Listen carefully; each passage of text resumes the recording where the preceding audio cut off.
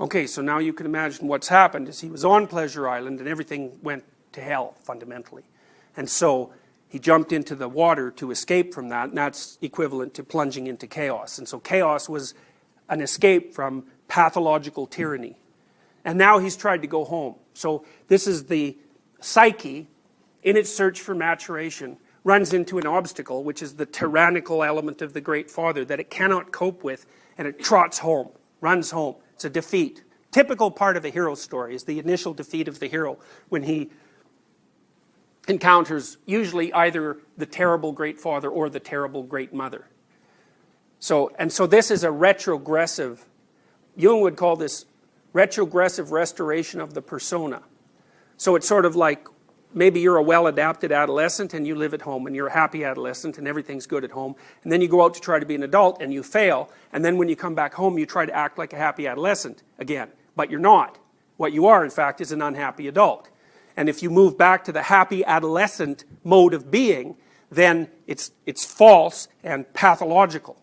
You can't go home again, another typical motif in literature. Now the cricket, I can't tell you everything about this story. I can tell you a couple of strange things about it. One is that the cricket is Jiminy Cricket, right? And the initials of Jiminy Cricket are JC, and Jiminy Cricket was a common Southern American mild form of cursing. It's the equivalent of Jesus Christ.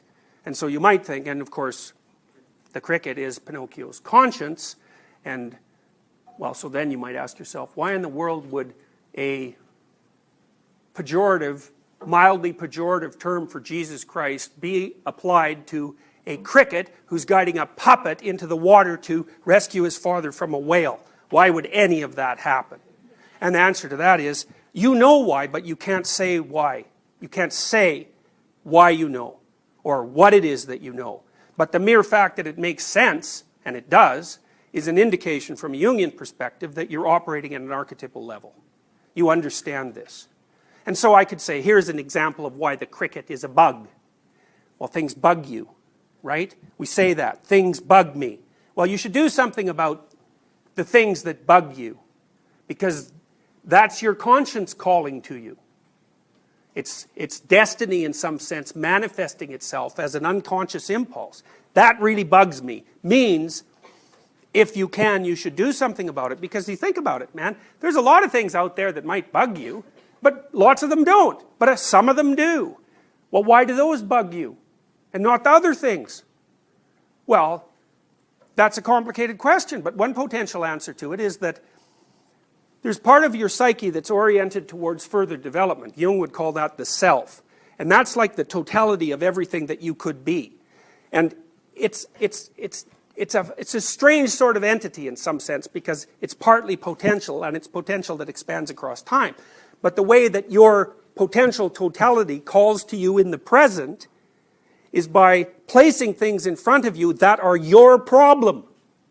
And they announce themselves as your problem, and they do that by bothering you. So then if you pick up the task of fixing the things that bothers you, then you find the pathway to further expansion of your personality. So, and that's what's happening with Pinocchio. Now, one of the things that's really interesting about the Pinocchio movie, and that makes it incredibly sophisticated, is that despite the fact that the cricket is an avatar of Christ, so to speak, the cricket has things to learn just like Pinocchio. And so that's very cool, because it's so cool, it's so sophisticated, because it means that you do have a conscience that guides you, but until you establish a dialogue with it, both you and the conscience are immature. You have to establish a conscious dialogue with it, and then interact together in a manner that propels your development across time. And that'll stop you from being a marionette of forces that would make you a braying donkey who does nothing but slave away in salt mines. So, okay, so Pinocchio goes home. That doesn't work, and that's where we're going to start here. I mean, obviously this is starting to bother you as this, you buy into it to begin with, and you're enthusiastic about it to begin with, and you attribute that to, well, the mechanics of the initial education, let's say. It's a group phenomena. It capitalizes on empathy. And it sounds benevolent, certainly. In fact, it's the very essence of benevolence in some sense. So it's going to be seductive, regardless of whether or not it's correct. But you become uncomfortable with it. Well, the first thing you're uncomfortable with is that you were implicitly asked to produce a falsehood in relationship to your own identity, which was when you were asked the question about what you liked about being white. And you said that what you said wasn't right exactly, or wasn't correct, wasn't true. It was something that you whipped up on the spot because of the nature of the demand of the situation. And you remember that, so obviously that's significant. I think I was just meeting what I thought was an absurdity with an absurdity. Like I felt the question was a little bit absurd. It's sort of like the premise, right? The premise is, what do you call it? Like how long have you been beating your wife kind of question. So the premise of whiteness is you have to accept the premise in order to answer the question. I really have never been comfortable with the premise, period, because I don't think that it, right. And it takes a lot of presence. It takes a lot of presence of mind when you're asked a question, to question the question. Especially when you're the student and it's the teacher that's, so to speak, it's the authority figure that's posing the question, because you immediately have to rebel, and you have to do it in an extremely sophisticated way. Yeah, and this could get back to the school, and I might not have passed the class, and I'm white, so that would have been problematic. And why are you? And that might have had job repercussions, or promotions, or whatever. You realize that to question the question. This is also mandatory. Yeah, and to question the question in these circumstances is, the risk of that is so much greater than the triumph of dismantling the question, that you're never going to, and you may even fail at dismantling the question. Like your little rebellion may lead nowhere, and you may be wrong, which is the hesitation that anyone would have with an objection, just that you might be wrong. And so, of course, you're just going to fall on that side of the equation. I mean, that's what I did. Some people don't, but that's, most people do. Yeah. And no wonder. Right. It's hard not, like you outlined a bunch of reasons why it's difficult to, come up with exactly the right response at that second. It's not like it's a question you're prepared for. Right. And, I think the students do it all the time, because there's tremendous social cost to challenging any of the assumptions of our anti-racist programming, or the manner in which it's delivered. What are the costs for the students? Social opprobrium. You could have, teachers write recommendations for them if they get a reputation, that there's a fear that it could affect their applications. Students have come to me with concerns and examples of papers that they wrote, on taking a position that went against the orthodoxy, and they've, suffered a grade hit from it. And I've asked them, like, are you sure it just wasn't a good paper? Are you sure? And then like, no, I actually cited this, this, and this, and I stood, and so I think they're real. I think that they're real. And there's actually been, stories that they brought to me that are, someone defends capitalism or something, and then they have a big talking to after class or something like that, which is just. Well, yes. I mean, how could you possibly defend capitalism while you're going to a $55,000 a year private school? Right. I mean, what's the probability that your parents are capitalists? 100%. Very high. Very high. So basically, you're being set to task because you have the gall to defend the very attribute of your parents that enabled you to go to the school in the first place, and that, of course, enabled the school. Right, and it's such an ironic thing that both the administration and most faculty have such contempt for the very thing that makes them have a job. You should be talking about ideas based on what make ideas sound or unsound, not the person who's saying them. So I was seeing situations where, white students would make a claim, and then that claim was discounted by someone else because of their privilege. Right, and but you're making, of course, the white supremacist assumption that there are such things as ideas and that they can be rank ordered in terms of quality, right. and that the purpose of discursive speech is precisely to do such things, and et cetera, et cetera. Yeah, and so the whole solipsistic nature of it, I was like, you can't even have a conversation. This is not a way to have a functioning. You're not preparing people to function in a truly variegated world of ideas. It's not going to work. It's worse in some sense. Yeah. Is that the fundamental claim is that there's no such thing as a conversation. There's just different discourses of power. There's no conversation. Yeah. Conversation assumes ideas and the free flow of ideas and a rational individual actor and the capacity for logos and the individual as the central unit and so on and so forth. Mm-hmm. People who hold the critical race position, let's say, don't. It's not that they avoid confrontational conversations. They don't believe that there's such a thing as a conversation. It's not part of the system. So it's a fundamental dispute. Yeah, no, that's true. I mean, and and then the little things, like I remember talking to a colleague about a new hire, and she said, I said, well, what's he like, this new guy? And she said, well, he's like you. He's like me. Well, what do you mean by that? And she was like, oh, he's white. I was like, okay.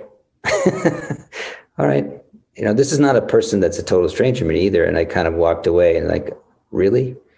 So, okay. And, I also hear the objection to my objection, which is, see how it feels, white man? See how it feels to be treated as your race?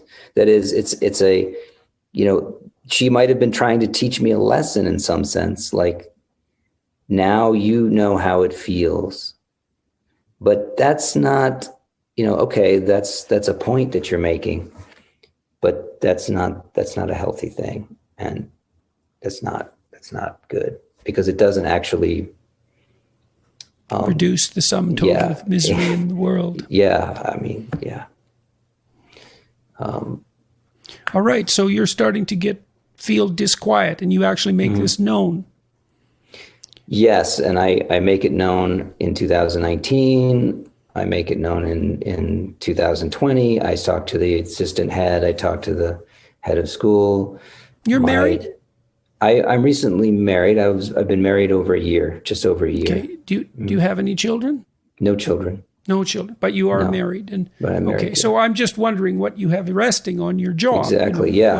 And I didn't. I have to say that not having kids is a huge part of why I feel like this is happening. That I've been able to stick my neck out, and I'm not. I don't judge anyone for balancing their duty to the truth and their duty to their family in whatever way that works for them, because both of them are important.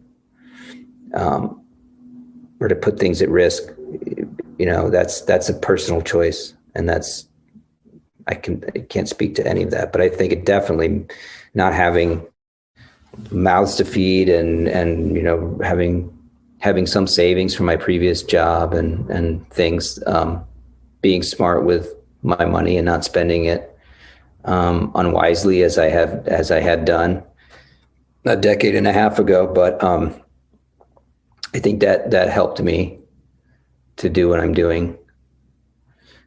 All right. So how are you being treated by the administrative officials to whom you're registering your objection? Are you doing that in writing, or are you doing that in person? Mostly in person. And, I'm not writing anything official. I'm in the grumbling in my beard phase, I guess. I'm in the griping phase, where I would go and I would say, this is wrong. Like, why can't we teach, a broad range of viewpoints? Why do we always have to teach this ritualistic thing that's just a litany of, basically far left ideas? And, some of the administration were very sympathetic, like even overly so. Like, I remember talking to the assistant head. He pulled down a copy of Jonathan Haidt off the bookshelf and was like, "I'd love to teach this in my class. I really want to make this happen. I want to teach, So, more than I was, sort of, or maybe just modeling it or humoring me or something.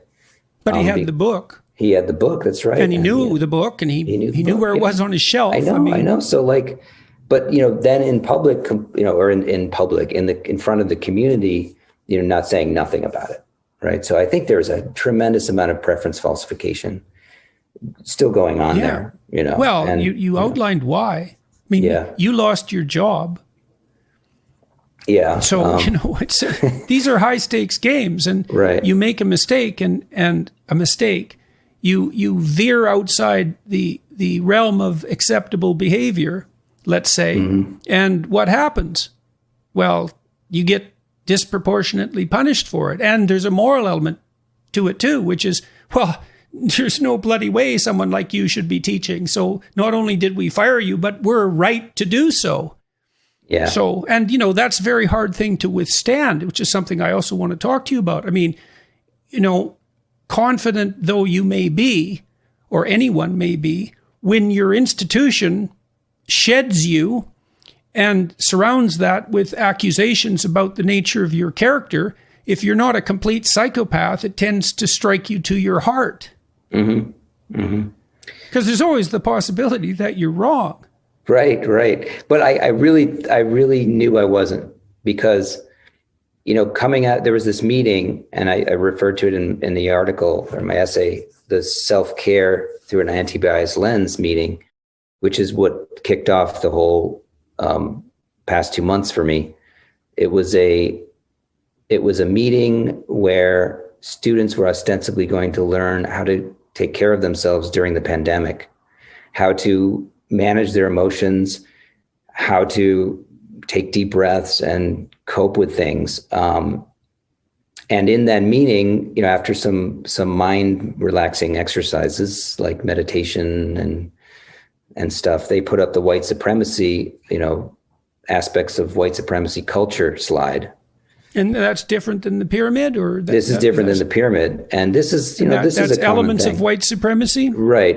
It's actually, there's different forms of it, but essentially, it's fairly common in this thing, as you know, and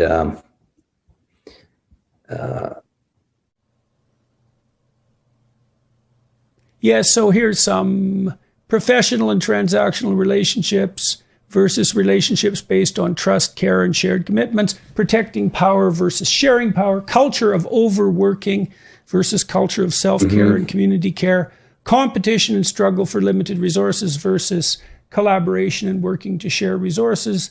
That's all white dominant culture. So that's... Yes. And so some of the things that were on this particular slide were objectivity, individualism, either or thinking. Right. And I know that one. There was, the thing that rankled me the most was right to comfort.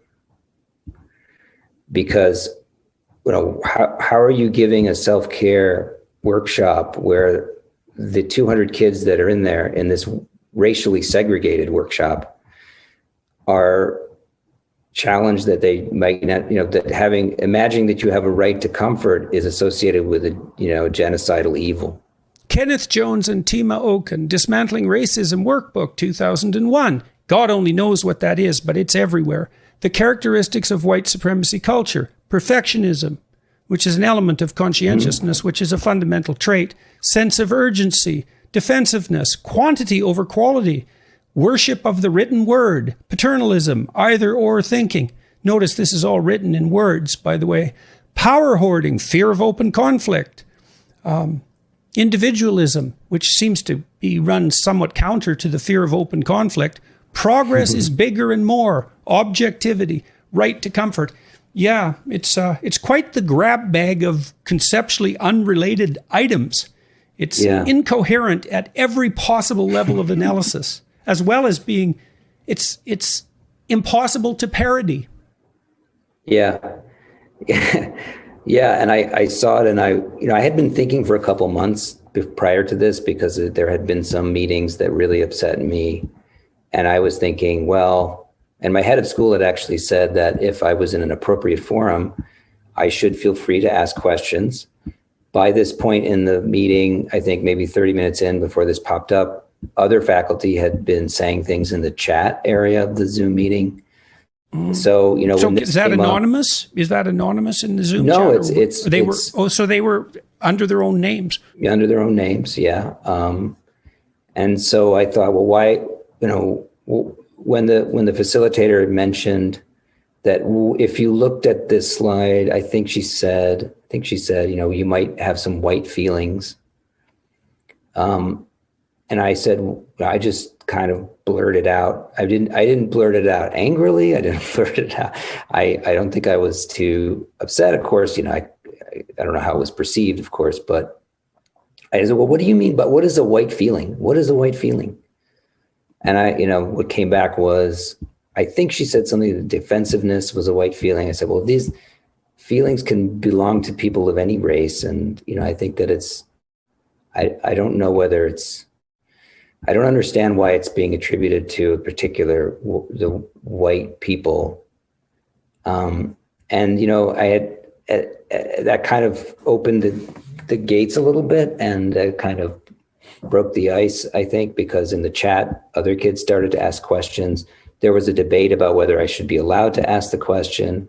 There were Which question? You mean the question about the white feeling question? I see. Mm-hmm. There were also there was a lot of capitalism bashing in the chat. And I said, I believe capitalism is anti-racist since it's done more to lift people of all races out of poverty than any alternative. I wasn't monopolizing the chat. I was dropping in little things and there was a lot of activity in the chat. And then the facilitator actually went with me and she explained stuff, her perspective on it. And I thanked her and, she moved on some more. And I think I asked another question, but I really, as she said later in a meeting about the meeting in front of the whole faculty, she felt that I was asking out of curiosity. I wasn't, on a rant or saying it, to be antagonistic. I think some of my faculty members felt that I was, but the facilitator herself didn't feel that way. So, and she was the one I was talking to. So I think that definitely counts. No, that's quite remarkable, I would say, because it's very difficult in a group like that when the implicit ethos to be able to say something that's questioning without having anger build up as a motivation, right? Because you need something to break through your resistance. Yeah. So to be able to say it without upsetting the facilitator. Yeah, I mean, I was passionate, but I wasn't. I don't think I was like enraged or anything like that. It's I was trying to modulate. What I was really upset at was the either or thing, because I was like, well, if either or thinking is a characteristic of white supremacy, well, then Ibram Kendi's got to be the whitest person in public life, because his entire philosophy is so Manichaean.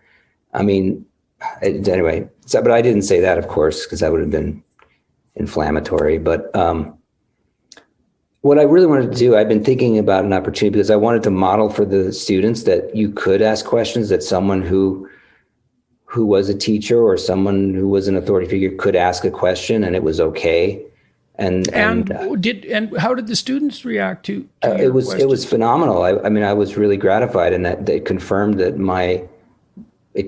I was doing the right thing, because when things came out in the chat, they started to ask a broader range of questions. I received the transcript later, and it was like night and day. Kids were asking questions like, well, I don't feel like I'm ignorant just because I'm white, or, I don't like to be reduced to my race. And then faculty joined in. So several faculty members also started to ask questions.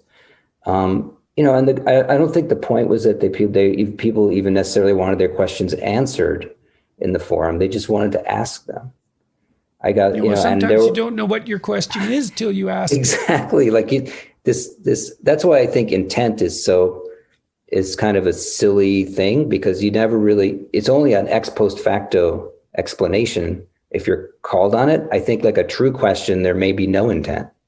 Like it just bubbles out of you. If you're truly in a conversation, I'm not thinking about, okay, it's not like I'm plucking this little thing out of the inside of my head and like, well, I intend this to be, that's not communication. That's not if it's a genuine conversation. No, you don't have time for that in a genuine conversation. No, yeah, of course not. And so, but I was really gratified. I was on a natural high from the experience.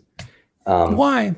Well, because I felt that I had done something good. Like it was just self-evidently good to me. Like it just, when I reflected on it, this is a positive thing. Now, one of my colleagues got very upset with me, with my influence on this. And because at one point I did say, why, I don't identify as white. Must I internalize society's delusions about me? Which is, like, it's kind of like the neutron bomb to this entire belief system. But I felt like it was something that I wanted to put out there so that kids could see it and, understand, that maybe this is a point of view, I'm not saying I'm right. I'm asking a question. And, the feeling was that this was, anti-racism 101. Them some defense. Yeah, like they're not morally obligated to accept these characterizations. Right. Which is kind of the whole point of anti-racism, is that you're not obligated to accept arbitrary racial categories that are unrelated to the task at hand. Yeah, well, it should be. But then a colleague got upset with me and said, kind of got on his high horse and said, I can't believe that, and I may be paraphrasing here, and if I am, sorry. But he said, I believe, I can't believe that a member of one of my colleagues doesn't understand that we are white since birth. I am white since birth, that this carries with it implicit biases that are unavoidable. And we must affirm that, and that's who we are. And that's who I am. And it kind of interrupted him because I felt like he was kind of making me look, I don't know, he's being kind of a jerk. So I interrupted him and said, I'm sorry you're stereotyping yourself. I think it's sad. And, that kind of was a very awkward moment because it was in front of students. And he said, he expressed his dismay. And I remained silent. And then after the meeting, I said, I apologized to him. I said, that was unprofessional. Was it? Well, I understood. I felt it. I felt that there might have been a better way that I could do it. Maybe wait till he finished and then ask, to respond. I'm also suspicious of my own, because I have been somewhat oppositional. I'm not exactly like a Mr. Go Along and Get Along guy with this stuff, that I don't always have the best reality check on my own behavior. And so I was just saying, well, okay, if I did cause offense, then, I feel like it's okay to apologize, and there probably was a better way for me to do this. And so I did apologize, and, thought about it, nothing against that, nothing wrong with that. And then he accepted. And, I figured that was it. There was a lot of processing after the meeting, I think, that went on for hours afterwards. My phone died. It was on my phone. And so when I went home, I logged back into the meeting and people were still there talking. So I talked with them.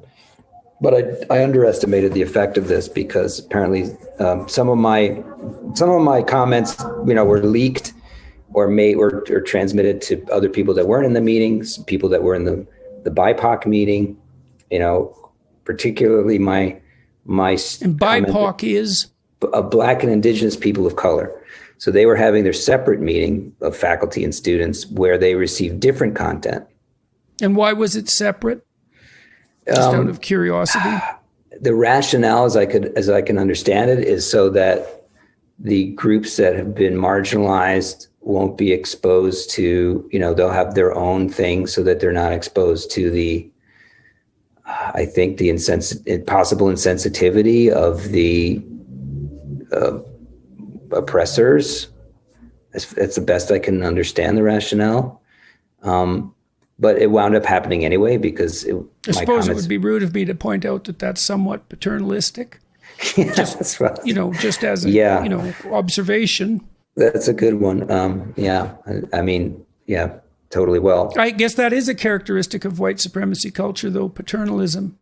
Yeah. So I guess it's quite accurate. As long as it's in a good cause, then I guess it's forgivable. Yeah. Okay. So that was how long ago, that meeting? That was February 24th. Oh, yes. Okay. So things are starting to this year. And that was referred to after the fact as the events of Wednesday. Like they couldn't even really, it was sort of like 9/11.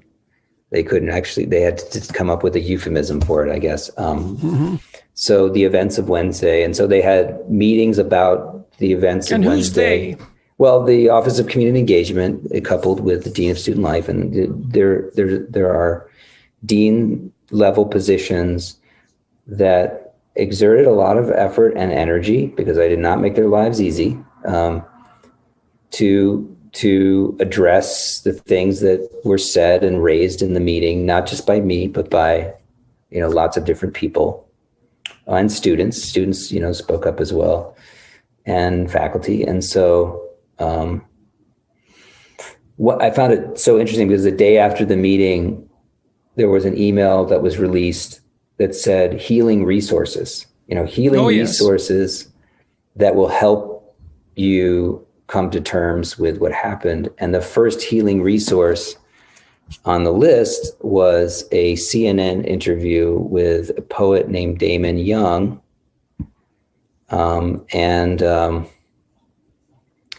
Damon Young, in this interview said things like, we need to get rid of all of capitalism. We will have to do a carpet bombing, not a carpet cleansing of society. I mean, it was incredibly radical statements that I would imagine would be frightening to many people. And that was listed as a healing resource, as well as things like... Well, as long as the carpet bombing only targets the malevolent people. Well, yeah, I guess. And then there was a Robin DiAngelo article that said, white people need to be made or kept uncomfortable. How can we become more uncomfortable? Also, really kind of, I would just say, racist characterizations of white people in these links.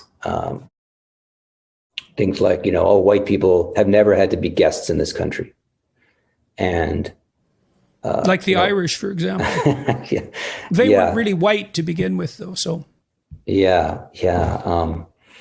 And so I found this very ironic. And then I had two meetings. I had a meeting with my head of high school and the assistant head.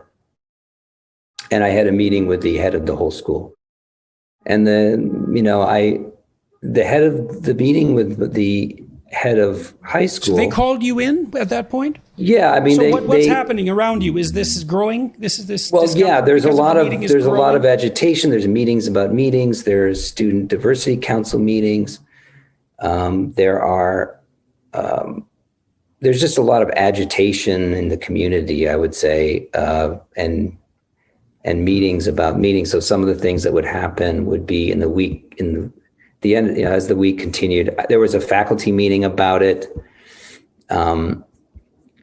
I had some advisory circle practice was taken away because they felt that the students would be upset if I was a part of it.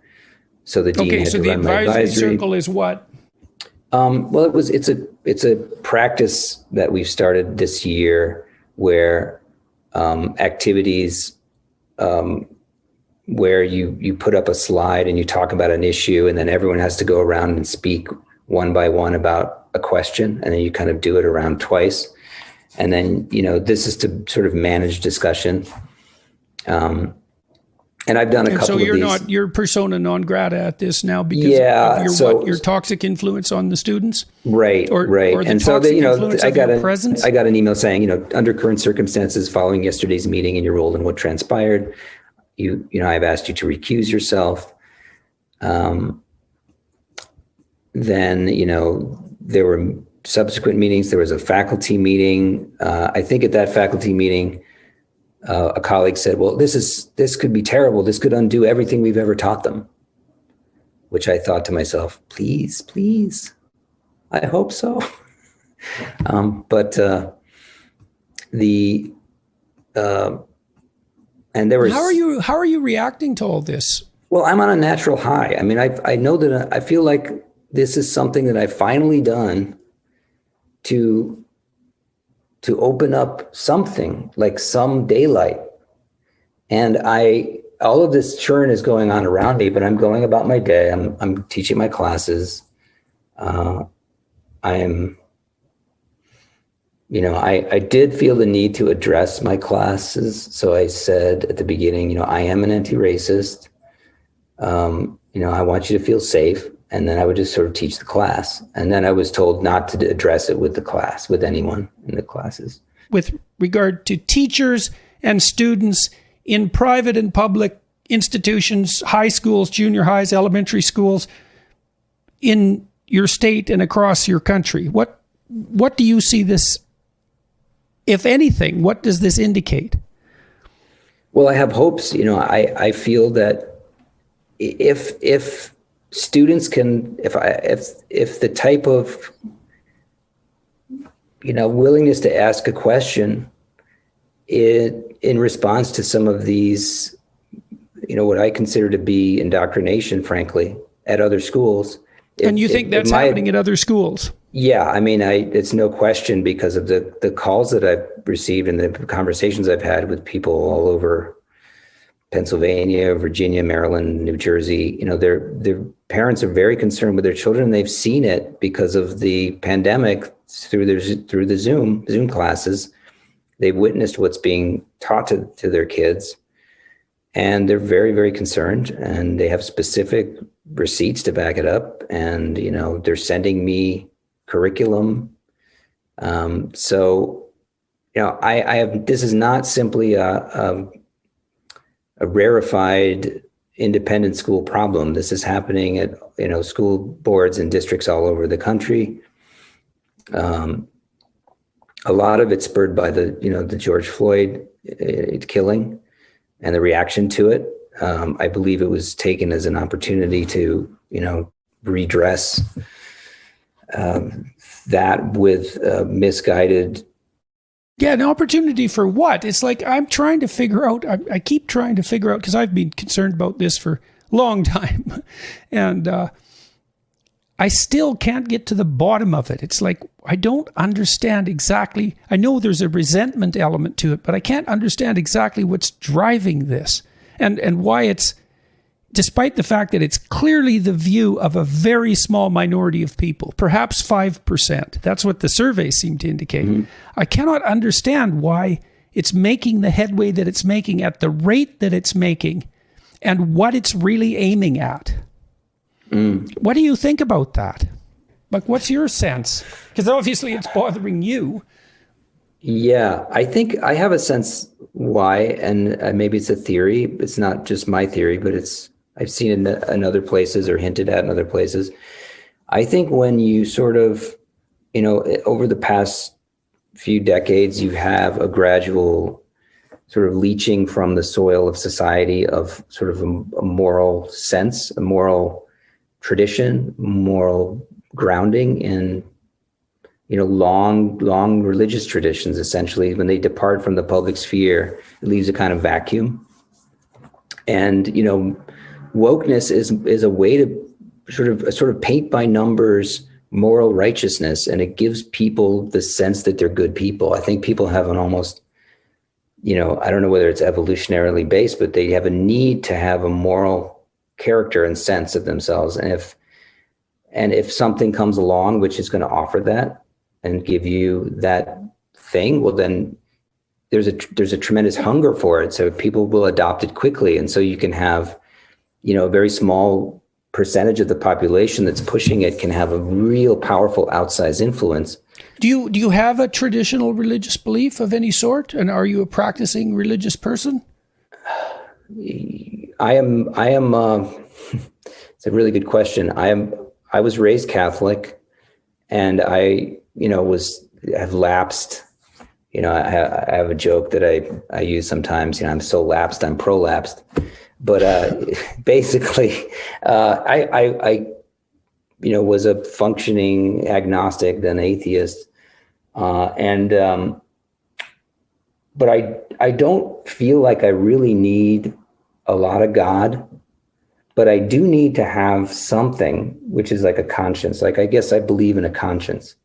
I believe in some little mirror of the divine, which sort of is in me. It's not like above me or around me, but it is within me. And so it's sort of like a reflective thing that I can, and it's sort of reactivated, I guess, as part of this whole experience. So I can take in the world and the world of reality, but I can reflect it against something which is not of this world. I don't know how else to describe it. And then that's pretty good. What comes back? I'm satisfied with that answer. Like what comes back is something that I should attend to. It's something that it is something important, and that is the, and now that I feel like I have that or an awareness of that, it's just like, okay, like I've got. Thank God. It's been there, so exactly. Thank God. I want to say thank God, but I don't know. I don't know that there's a God with a capital G. I just know that there's something which is not of this world, but is in this world. My principal argument in the book is that absolute freedom of speech is always going to be better. And in fact, by promoting free speech, you're doing something to help those very people that you are concerned about. So recently, the Scottish Parliament passed a hate crime law that has its supporters and also its detractors. And I'd be interested in your feeling about that. Now, you said, I believe in this book, if I remember the statistics correctly, that there have been 120,000 incidents of police investigated speech hate crime in Britain in how long? Since that's been over the last 5 years or so? It's worse than that. The statistic I quote is between 2014 and 2019, there are 120,000 recorded incidents of non-crime. They call them non-crime hate incidents. And this is something which is now routine in the UK. I mean, obviously I'm going to be talking about the UK, and the US and Canada is a very different kettle of fish, I'm sure. And I'm sure a lot of the people who are watching won't be familiar with the problems we have in the UK. Of course, we don't have constitutional protection for free speech. We don't have a First Amendment. We don't have anything like that. So we are particularly vulnerable. And at the moment, unfortunately, in the UK, the police who are trained by the College of Policing, who do issue very specific guidelines about this. And anyone can check this, because if you go to the government's website on hate crime and hate speech, they make very clear what they're talking about. What they say is that there are 5 protected characteristics, and these fall into race, gender, sexuality, gender identity, and disability. I think I may have misquoted that, but there's one missing. But anyway, there are 5 protected characteristics. And if a victim, and they do use the word victim rather than complainant, if a victim perceives that any speech or crime was motivated by hatred towards any of those 5 protected characteristics, then it qualifies as a hate crime if it's criminal. If it's not criminal, if it's just speech or something like that, it qualifies as a non-crime hate incident. Police will investigate that. They will record that. And although non-crime incidents don't lead to prosecution, they do go on a criminal reference check that many people take. We call it a disclosure and barring service here. So it can affect your employment prospects. And is that without a trial? That's recorded without a trial. So of course, there's no you get a quasi-criminal record. You get something flagged up when you, particularly if you're applying for a teaching job, say something like that where you're working with children, it's very important. And you get this thing flagged up. So it does have serious ramifications. But even beyond that, we have hate speech laws, which are encoded into the Public Order Act, which is one example. But the main example is the Electronic Communications Act 2003. In this country, and I do quote the statistic in the book as well, we have roughly 3,000 people arrested a year for offensive things that they have said online. That's so in other words, 9 people a day, roughly, the police in the UK are arresting. And people in the UK will be familiar with this, because if you see the Twitter accounts of various police forces, various police departments across the country, they often put things out like, make sure you don't say anything offensive or thoughtless online, or we will be knocking on your door. They say these very kind of frightening things. There was a recent police display outside a supermarket in the UK. It went viral, this image. It was them next to a big digital billboard, and the slogan on the billboard was, "Being offensive is an offence." And this was flanked by police officers who were socially distanced, but they were there in their masks, which made it seem slightly more sinister. They got in a lot of trouble for that, because people were saying, well, being offensive surely isn't a crime. But actually, the problem with that is that the police clearly thought it was a crime, and they were acting on that basis. They'd obviously hadn't just concocted this billboard out of nothing. They'd really considered what it should say. And more to the point, actually, they were right. In this country, you can go to prison for jokes, for offensive remarks, and people have gone to prison, have been arrested routinely for causing offence. And of course, the notion of offence is incredibly subjective. In fact, the legal stipulation in the Communications Act is that you will have broken the law if the judge and jury deem that you have communicated material that is, quote unquote, grossly offensive. Well, I don't know how you define that. I wouldn't know. And how also, to define who that. defines it is the real question as far as I'm concerned. I mean, I've looked into this legislation to some degree, and one of the things that struck me about it was that it seems to be purposefully left up to the hypothetical victim to define offense, which has become a subjective reality. And you can understand why that might be to some degree, because how would you define hate and how would you define offense without, especially the latter, without making recourse to someone's subjective experience? But then, of course, well, we'll delve into that in a moment. I should start with the hard question, I suppose, which is, well, clearly people can say hateful things, and those things can be damaging psychologically and physiologically, I suppose, if people are stressed enough, and the borderline is very difficult to identify. Why is it that people shouldn't just assume that you're a mean loudmouth and that they shouldn't pay any attention to you at all because you're concerned about this? I mean, that's the general criticism of critics of hate speech, let's say. And so why in the world aren't the people who are putting this forward just trying to make the world a nicer place? What's the big problem here? Well, I think a lot of people do assume that I'm a mean loudmouth. I think they assume that about most people who defend freedom of speech. But I'm sure the latter part of your question is absolutely right, insofar as I imagine a lot of the people who are skeptical about free speech are in fact trying to make the world a better place. I don't think that's mutually exclusive. I mean, the problem here is that the legislation as it currently stands here means that, for instance, if you say something critical about me and I perceive that it was motivated by hatred towards me on the basis of my sexuality, for instance, I could phone the police and that would be recorded and would appear on hate crime statistics in this country, because it's all about perception. That word is used about 5 or 6 times within the one passage in the hate crime legislation, the word perception of the victim. And again, I say victim, not complainant, which suggests a complete disregard for due process, but I suppose we can leave that aside.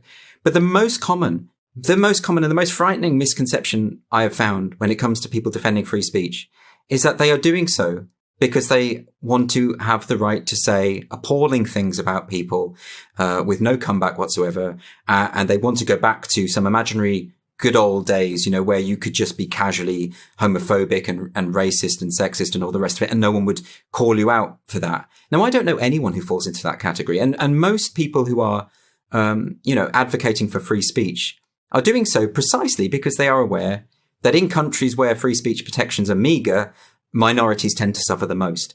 And in fact, there is it seems to be a corollary to me that those who are genuinely for free speech are also for equal rights and protecting the vulnerable in society. And this perception, which I really find unpleasant, this perception that if you are standing up for this most foundational of principles for freedom of speech, if you're standing up for that, you can only be doing so if you have a nefarious motive. I mean, what a horribly pessimistic view of humanity. And it seems to be it seems to be a direct derivation of the hypothesis, for example, that all Western social organizations, particularly Western, are based on power and are best conceived of as tyrannical. And so if that's your view, why would you not assume that most use of speech is essentially an exercise of power in the service of tyranny? But then why would you assume that the government in control of any particular country isn't part of that tyranny that you're describing? It seems odd to me to be mindful of the potential for tyranny, but then to outsource all your individual liberties to the state. It seems contradictory to me. Well, I guess the way that is elided over is by allowing the hypothetical individual victim to define the offense. This is the problem, though. The problem I've run into, and this is partly why I appreciated your book, is that increasingly people are called upon to defend fundamental assumptions that were so taken for granted that virtually no one has an argument that's fully articulated at hand. Yeah. When no one questions free speech, no one has to defend it thoroughly. As soon as it's questioned, well, it becomes an extraordinarily complicated problem. The same with gender identity. When no one's paying attention to it, it's obvious. But as soon as you have to think it through, it becomes a rat's nest, to say the least. When I was in the UK a few years ago, I saw a number of things that I felt were disturbing. People seem to have accepted the omnipresence of CCTV cameras to a degree that I found horrifying, frankly. I don't like CCTV cameras. I don't like the message they portray, which is that everyone is criminal enough so they should be surveyed all the time and someone needs to be watching. I noticed too in London in particular that many buildings had instituted airport level security so that you had to pass through a metal detector and have your bags checked, etc., while you were moving in and out of buildings. And it struck me as quite horrifying, given that, as far as I'm concerned, Great Britain and its legal and parliamentary traditions are at the epicenter of Western freedoms. I mean, you could make a case for France, I suppose, but not a strong one as far as I'm concerned. Yet, your citizens seem to have accepted this with virtually no problem. And now, on the heels of that, we have this multiplication of hate crime. That's as much a surprise to me as it is to you. I mean, you won't have seen all of the CCTV cameras. Apparently they're absolutely everywhere. You can't walk anywhere in the UK without being potentially monitored. I'm not saying someone's watching you all the time, but things are being recorded and digitized. Yeah, and it's interesting to me because I remember back in the early 2000s when the government was trying to push through its ID card scheme, and broadly speaking, the left were unanimously against it. And they didn't like this idea of living in a society where there's someone on the corner saying, "Papers, please." No one really wanted that. But we've become very docile and very accepting of the idea that we need to be coddled and monitored by the state. I mean, I know there's a recent debate about vaccine passports, and people seem very blasé about this idea that we might have to have our ID embedded and encoded onto a card to get anywhere or to do anything. So I think there's something going on there, and it is connected with what you've brought up in terms of hate crime legislation. We've just become accustomed. I mean, you mentioned specifically the problem in Scotland. And seriously, it relates very closely to what you're saying, because the SNP, who are the only really party with any clout in Scotland, that's the Scottish National Party. And it's never a good idea, is it, when you have one political party which doesn't really have an opposition? They have a reputation for quite nanny state-ish policies. You know, they introduced what was it called? The named person scheme. It didn't go through in the end, but they wanted to assign every child born in Scotland with a state guardian. You know, they effectively didn't trust the parents to raise their own kids. They have other examples, you know, minimum pricing on alcohol or a ban on 2-for-1 pizzas because they don't trust poor people not to gain weight. So all sorts of these sorts of policies. But in this current hate crime bill, which has just sailed through because there's no opposition, Humza Yousaf, the Justice Secretary, has pushed through, he specifically included an element to this bill which says that they can criminalize you for things you say in the privacy of your own home. I mean, that to me that's just a given. I would have never thought that anyone in this country would not consider that to be an incredible invasion on individual liberty. You can make a strong case for Scotland as the ground zero for developing many of the concepts that undergird the entire Western notion of freedom. And to see that emerging in Scotland is absolutely stunningly terrifying as far as I'm concerned. You think of Mel Gibson with a face covered in woad shouting freedom as he's executed, in Braveheart. You do think of Scotland as being associated with it, but honestly, Scotland, for some reason, and I don't know what it is, and it might be to do that it's effectively this one-party state, it seems to have this incredible sense, and they've really bought into this idea that unless they can police the thought the thought and speech of their citizens, then they will just run amok. There's another element to that bill. I don't know if you know about this. There's a specific element on the bill which talks about the public performance of a play. So they've effectively said that they will criminalize public performances. So say if it can be deemed that those performances were designed to stir up hatred. That's the formulation, stir up hatred. I'm not quite sure what that means necessarily, but when Humza Yousaf was questioned about this in Parliament, he actually said, well, theoretically, a neo-Nazi or someone from the far right could get together with a group of actors and put on a play to recruit people to his cause. And as I said at the time, I don't know any neo-Nazis, but they're not into amateur dramatics. That's not their thing. They don't do that. They wouldn't get involved. And yet he's got this idea in his head that is a feasible. I mean, it seems ridiculous, but it's not really, because the ramifications are quite serious. And the way it's just gone through without any opposition really, really troubles me. I mean, there have been modifications, I should say, in fairness. In the initial bill, in the initial draft of the bill, they had said that you could be criminalized irrespective of intention. In other words, yes, if you that was terrifying. Awful. I mean, if you wrote a play that then stimulated someone to join the far right, then you were still responsible whether you intended it or not. Now, the problem was, with theatrical representation or any kind of artistic representation, is sometimes you want to represent the worst aspects of humanity, because that's part of drama and literature and all the rest of it. I mean, there would be no artistic freedom if that went through. So fortunately, that element of the bill was modified. Well, and also the attempt to reverse the idea that intent is important that's even more catastrophic. It's always been a miracle to me that our legal system ever became psychologically sophisticated enough so that intent rather than outcome was what mattered. Because you have to be a sophisticated thinker to see that someone has done damage to someone else, and so the damage is real and marked and troublesome and costly, all of that, painful. But because the intent wasn't there, the severity of the action is dramatically mitigated. That's a sign of maturity and sophistication to note that. And the fact that it's built into the legal system is nothing short of remarkable. And then to remove that and to make the felt consequences the arbiter of the reality of the situation is a dreadful assault on the integrity of the law as such, as far as I can tell. Well, moreover, it's something that everyone intuitively understands. We all understand the difference between murder and manslaughter.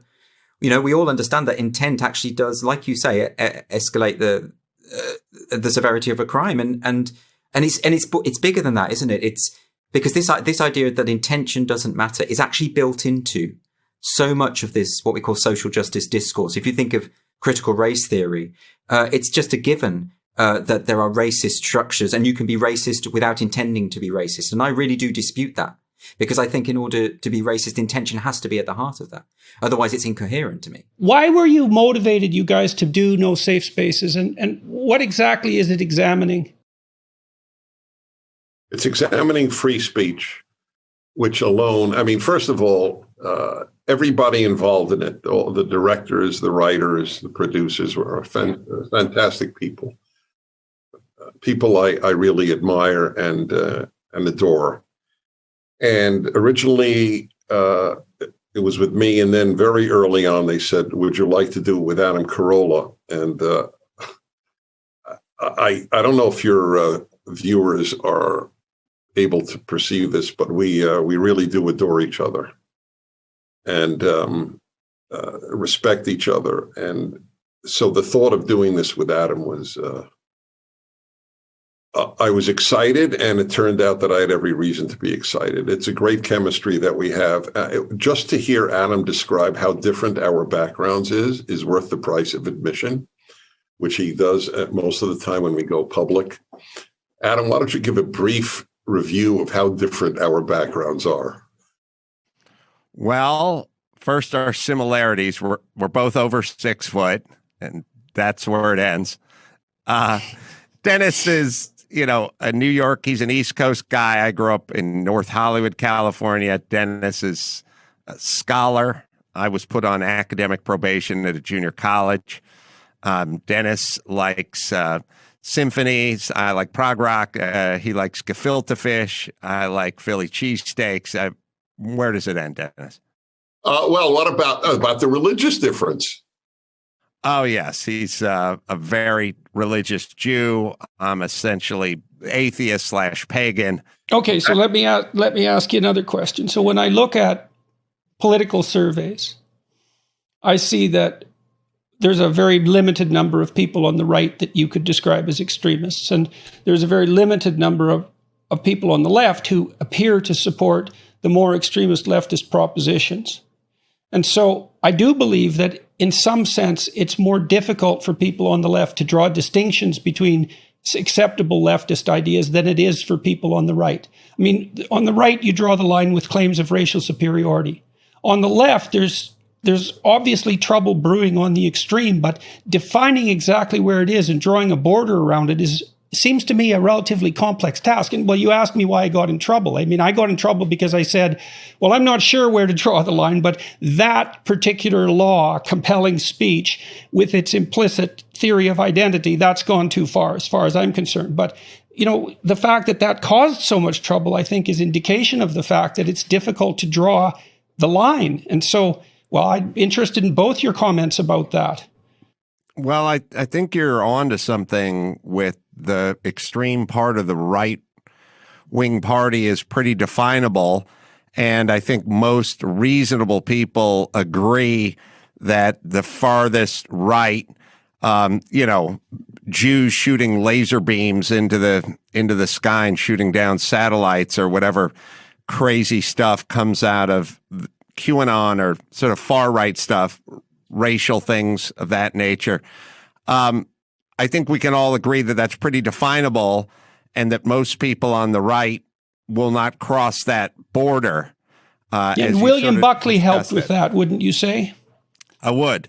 But on the left, I feel like there's a much greater sense of, well, we don't agree with AOC, but we're not going to say anything about it. Or we're not going to define it, or the squad. Yeah. So there's a much more, I live in California. Most everyone, I work in Hollywood. Everyone's on the left. Their thing is sort of like, we don't like what Gavin Newsom is doing, but he's still our guy. And we'll go along. Well, that's part of this difficulty with drawing borders. Like I've had conversations with Democrats about the idea of equity, for example, which is a no-go zone as far as I'm concerned because of its connotations of equality of outcome. But they insist, generally speaking, that most of the people who are using the term equity are really using it as a proxy for equality of opportunity.